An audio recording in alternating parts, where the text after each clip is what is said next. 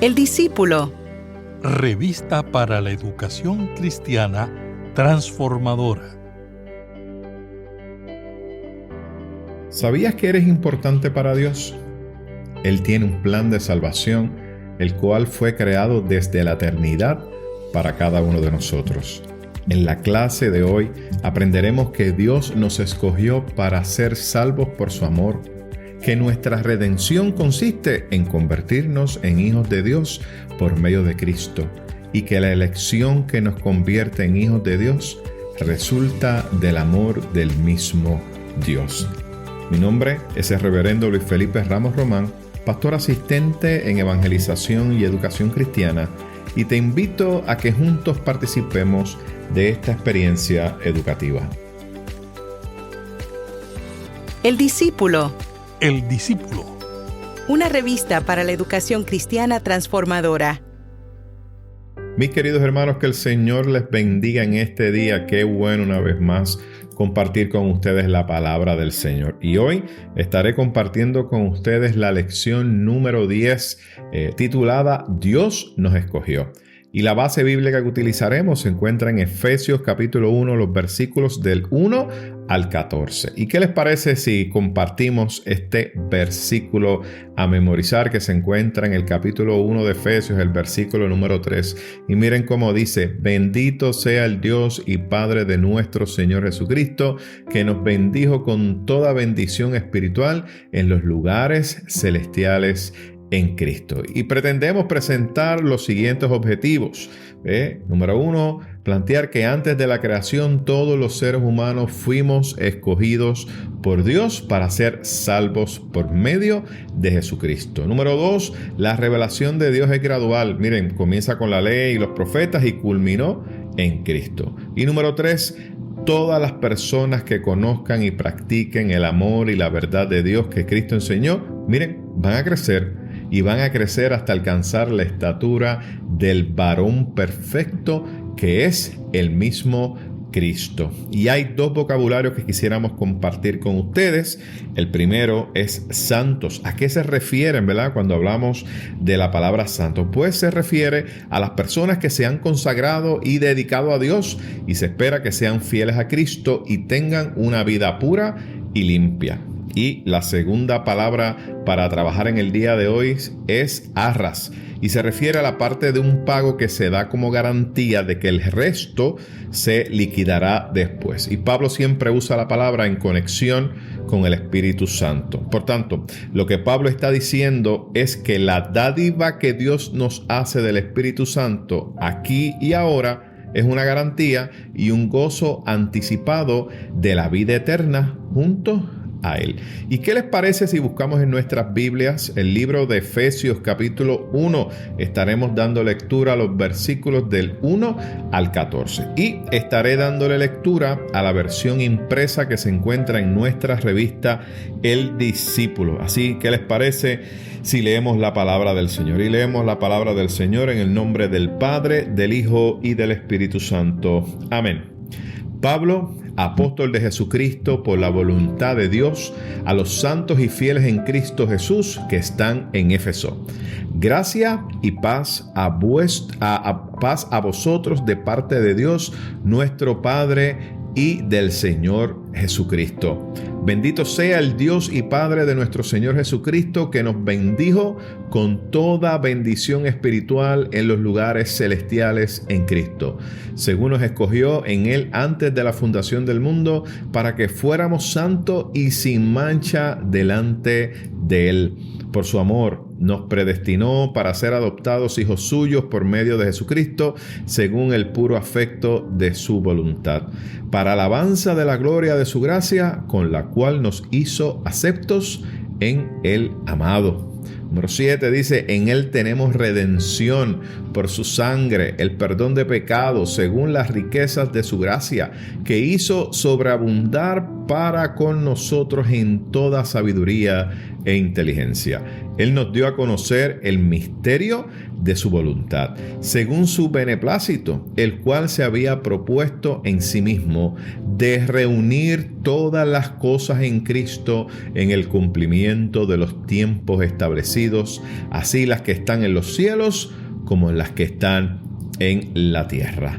En Él, dice el texto aquí, en Él nos dio a conocer el misterio de su voluntad, según su beneplácito, el cual se había propuesto en sí mismo. Y dice el verso 11, en Él asimismo tuvimos herencia, habiendo sido predestinados conforme al propósito del que hace todas las cosas según el designio de su voluntad, a fin de que seamos para alabanza de su gloria, nosotros los que primeramente esperábamos en Cristo.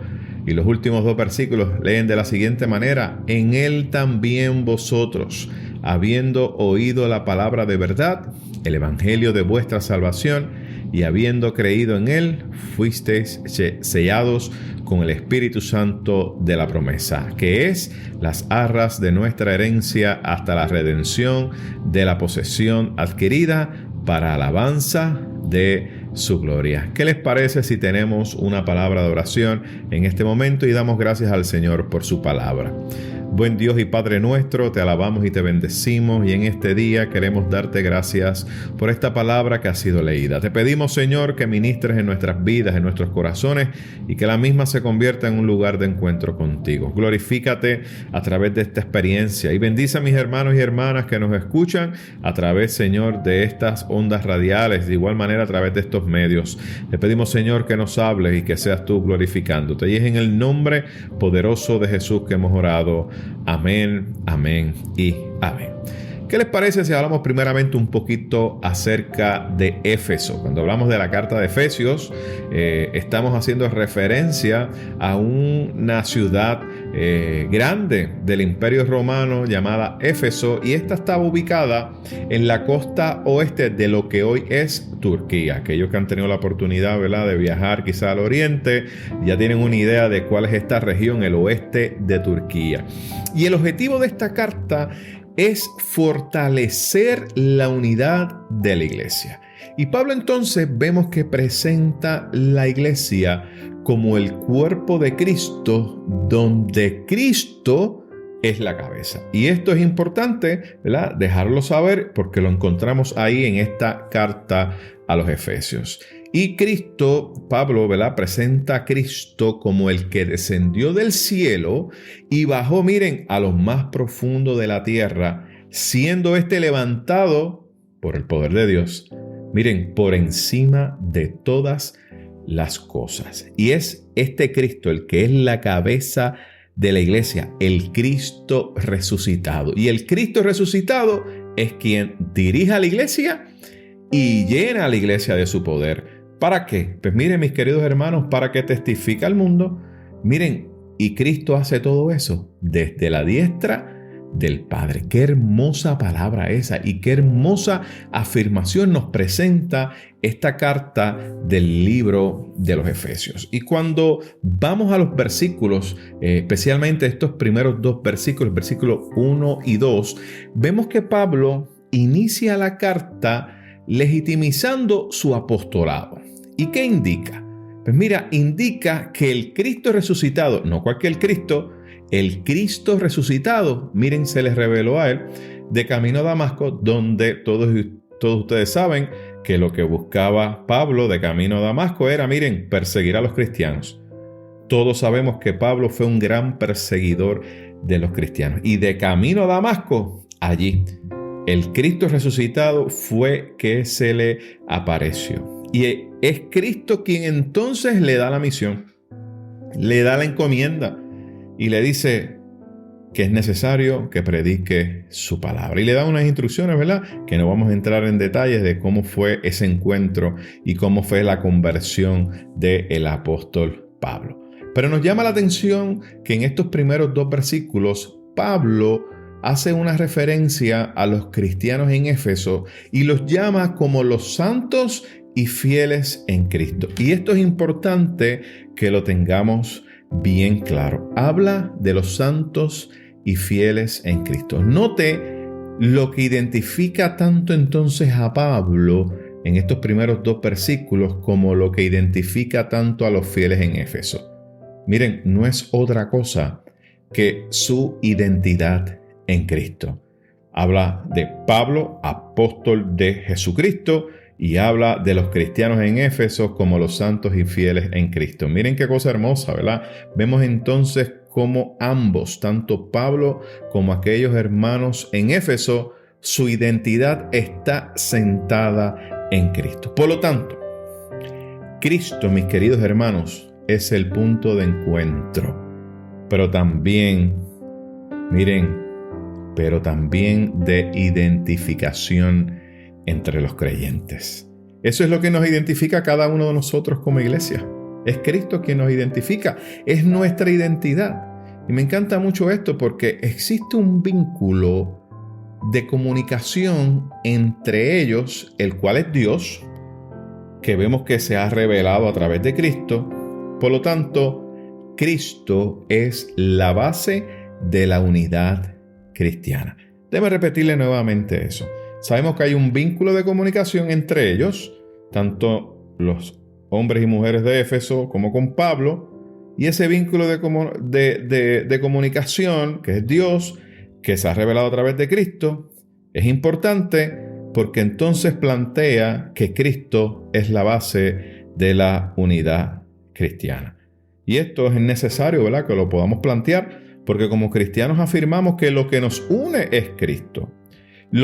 O sea que no solamente yo o usted, que quizás nos congregamos en dos iglesias distintas, ¿verdad? En dos comunidades distintas, mejor dicho, discípulos de Cristo, quizá una en el área norte, o quizá otra en el área sur, o quizá una en el área oeste, o otra en el área central. Lo que nos une es Cristo. Y no solamente eso entre discípulos de Cristo, sino también entre otras hermandades cristianas, con los bautistas, con los pentecostales, con los neopentecostales, con las iglesias independientes, con los luteranos. Lo que nos une es Cristo. Y esto nos envía un gran mensaje a nosotros, la iglesia, porque cuando hablamos del cuerpo de Cristo, estamos hablando de la totalidad. No solamente cuando hablamos del cuerpo de Cristo hablamos y pensamos, es solamente nuestros hermanos de la congregación. No, nosotros somos parte de ese cuerpo de Cristo. Y qué hermoso poder saber esto. Los versículos 3 y 5 nos habla un poco acerca de esa obra redentora de Dios. Y vamos a detenernos aquí un poco, porque cuando hablamos de esta obra redentora de Dios, lo que nos plantea el texto es importante. Lo primero que nos dice es que esta obra redentora de Dios se origina en el cielo desde la eternidad entre el Padre y el Hijo. Importante ese dato. Se origina en el cielo desde la eternidad entre el Padre y el Hijo y va a tener una culminación, miren, en el cielo.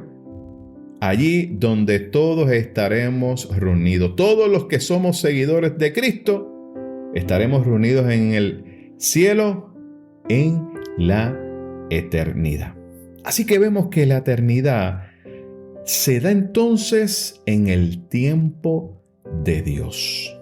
No en el tiempo nuestro. La eternidad se da en el tiempo de Dios. Y es desde la eternidad, desde ese tiempo de Dios, miren, donde Él nos escogió para que usted y yo fuéramos santos y sin manchas delante de Él.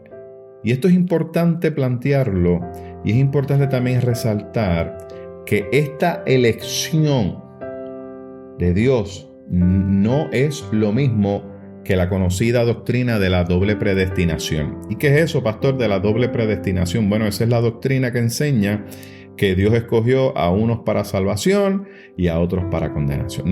No estamos hablando de eso en este momento. Estamos hablando que hubo una elección para un plan, mis queridos hermanos, de salvación para el ser humano a través de Jesucristo. Y esto es importante resaltarlo. Hay tres verdades que se afirman aquí. La primera verdad fundamental que se afirma es que fue Dios quien nos escogió para ser salvos por su amor. Fue Dios quien nos escogió a cada uno de nosotros. Nos escogió para que fuéramos salvos. Estábamos, miren, en su mente, en su plan de salvación. Por eso escogió a su Hijo Jesucristo como mediador entre Dios y los hombres. Lo segundo que queremos afirmar como una verdad fundamental de nuestra fe es que nuestra redención, miren, consiste en convertirnos en hijos de Dios por medio de Cristo. Esa es la manera de nosotros obtener redención, es convirtiéndonos en hijos de Dios por medio de Cristo. Por eso es que el texto afirma que Él es el camino, Él es la verdad y Él es la vida, y que nadie puede venir al Padre si no es a través de Él. Así que nuestra redención consiste en algo sencillo, en convertirnos en hijos de Dios. ¿Y cómo es eso, mi querido pastor? ¿Cómo es que se puede hacer eso? Pues simplemente, mis queridos hermanos, creer que Jesucristo es el Hijo de Dios y que vino a darnos salvación a cada uno de nosotros. La tercera verdad fundamental de nuestra fe está que la elección que nos convierte en hijos de Dios, miren, resulta del amor de Dios mismo. Esa elección proviene del amor de Dios. Y es importante que podamos mencionar esto porque estos versículos de Efesios, aunque veamos que tienen, ¿verdad?, un contenido teológico profundo en torno a lo que es la figura de Cristo, ¿verdad?, su cristología, y de igual manera nos afirma lo que tiene que ver con la salvación, es importante que podamos entender estas tres verdades. Fue Dios quien nos escogió a nosotros desde el inicio. Y Dios quiere que podamos obtener redención a través de su Hijo. Y miren, y fue Dios que nos eligió. Miren, y eso resulta del amor de nuestro querido Dios. Versículos 6 y 8, estos versículos nos presentan la finalidad de la creación del ser humano y su plan de salvación. ¿Por qué? ¿Por qué este asunto de la creación del ser humano?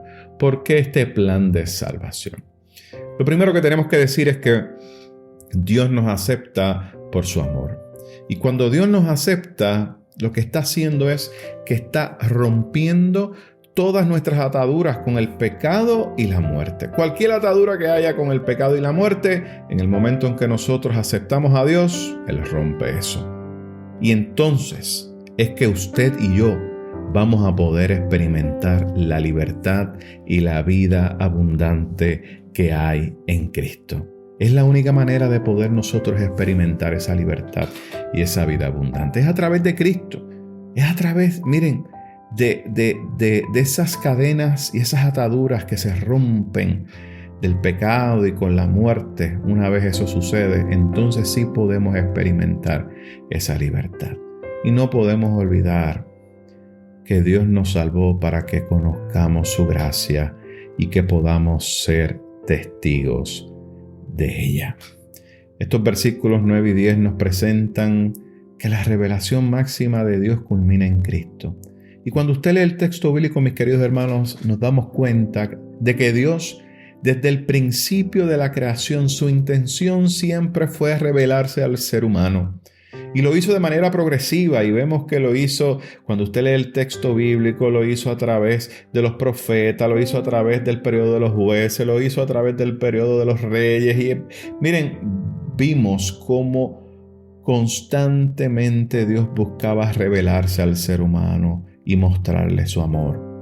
Pero no es hasta su máxima expresión, que es Cristo, que podemos decir nosotros que es que culmine esa revelación máxima de Dios. Miren, ese nacimiento de nuestro Señor, esa vida de nuestro Señor, esa muerte y resurrección de nuestro Dios, mis queridos hermanos, lo que nos está demostrando es esa intención de Dios, donde Él se revela y lo hace para que conozcamos de su amor y de que es un Dios que lo que quiere es establecer una relación con cada uno de nosotros. Es Cristo, ¿verdad?, que nos hizo saber todo lo que Dios quiere para nuestras vidas y nos dio poder para que, miren, usted y yo podamos, miren, ser personas, miren, que comunican el mensaje del Señor. Miren, no solamente para comunicar un mensaje de salvación, sino para demostrar su gracia a través de nuestra vida y de nuestro testimonio. Dios quiere que nosotros podamos hacer saber a todos lo que Él ha hecho con nosotros. Miren lo que Dios ha hecho contigo, lo que Dios ha hecho conmigo. Los versículos 11 al 14, estos versículos nos presentan dos promesas que son tanto para judíos como para gentiles. La primera promesa que nos presenta es la promesa de la revelación de Dios en Cristo. Miren, esa es la primera promesa que vemos ahí. Y la segunda promesa que vemos es la promesa del Espíritu Santo. Por lo tanto, la obra de Cristo reúne la totalidad de la revelación de Dios para la totalidad de los seres humanos. Me encanta mucho cómo lo presenta el escritor y quiero citarlo. Le dice, tanto la salvación ya ha sido adquirida, pero estamos en marcha hacia su plena realización bajo la dirección y el poder del Espíritu Santo. Cuando llegue el día final, la salvación será consumada y entregada para estar para siempre con el Señor. Tenemos que destacar de esta lección que la revelación de Dios es progresiva. Miren, parte de la ley y sigue con los profetas y culmina en Cristo. También tenemos que destacar que en la iglesia como cuerpo de Cristo trabajamos en unidad. Miren, entre los pastores, entre los laicos, y que es edificante para ambos y que para nada debe ser competitiva. Otra cosa que debemos destacar es que el carácter progresivo y sumario de la revelación de Dios dada en Cristo demanda que le demos primacía a su mensaje y a las enseñanzas en nuestra vida, que podamos mostrar esto como testimonio. Otro que queremos destacar es el amor y la verdad de Cristo en nuestras vidas. Crea y genera, miren, poder para recrear nuevas vidas conforme al Espíritu de Cristo hasta que podamos alcanzar esa estatura del varón perfecto que es Cristo Jesús. Y desde la acción del Espíritu de Cristo en la iglesia se adelanta y fortalece el crecimiento y la mutua convalidación de pastores laicos en una experiencia de oración y de servicio solidario en bien de la edificación del reino de Dios en el mundo. ¿Qué les parece si tenemos una palabra de oración y así nos despedimos? Gracias a Dios porque desde el principio de la creación nos tuviste en tu propósito redentor. En Cristo, tu unigénito Hijo, hemos recibido la plenitud de tu amor. Te pedimos que en estos tiempos difíciles en que vivimos nos mantengamos fieles a tu amor y a tu verdad para que el mundo pueda conocerte, recrearse y glorificar tu nombre. Te lo pedimos todo en el nombre de Jesús. Amén, amén y amén. Que el Señor les bendiga, mis queridos hermanos, que el Señor les guarde y esperamos así encontrarles la próxima semana.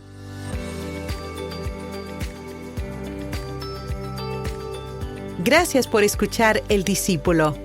Revista para la Educación Cristiana Transformadora.